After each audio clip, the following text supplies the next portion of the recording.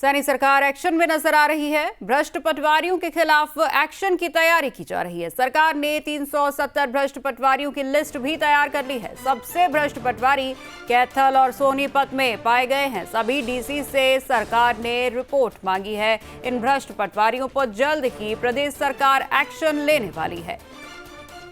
तिलक भारद्वाज हमारे पत्रकार phone line पे हमारे साथ है। तिलक, अब भ्रष्ट पटवारियों की खैर नहीं, सरकार एक्शन में नजर आ रही। बिल्कुल, ऐसे में सरकार ने एक लिस्ट जारी की है जिसमें जो जितने भी हरियाणा के भ्रष्ट पटवारी थे उनको लेकर उन पर कहीं ना कहीं कार्रवाई जो है वो शुरू कर दी गई है। सबसे ज्यादा जो भ्रष्ट अधिकारी पाए गए हैं, भ्रष्ट पटवारी पाए गए हैं, वो कैथल में है।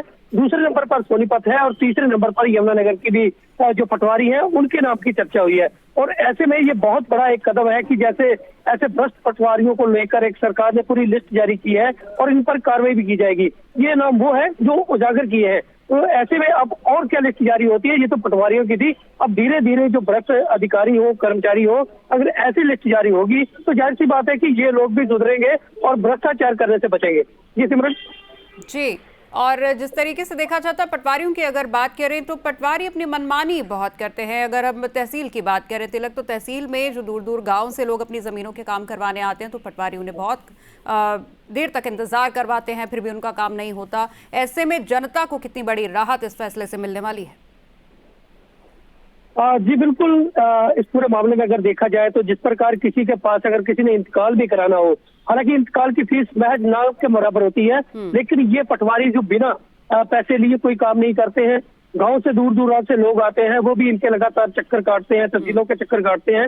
लेकिन जितने भी ये पटवारी है, कहीं ना कहीं इनकी जेब अगर कुछ ना डाला जाए तब तक ये कुछ भी आगे जो कागज है वो नहीं बेचे। और यही वो कारण था कि लगातार इनकी जो शिकायतें थी वो कहीं ना कहीं सरकार तक जा रही थी और सरकार ने इस पे एक बड़ा एक्शन लिया है, एक लिस्ट जारी की है और अब इन पर कार्रवाई जो है वो अमल में लाई जाएगी। लेकिन इस शुरुआत से जाहिर सी बात है कि हरियाणा में जो भ्रष्टाचार है उस पर बड़ी लगाम जो है वो लगने वाली है। बिल्कुल, कार्रवाई की अगर तिलक बात करें तो किस तरीके की कार्रवाई सामने आ सकती है? क्या सस्पेंशन ऑर्डर दिए जा सकते हैं या जांच के आदेश दिए जा सकते हैं या कोई जुर्माना लगाया जा सकता है?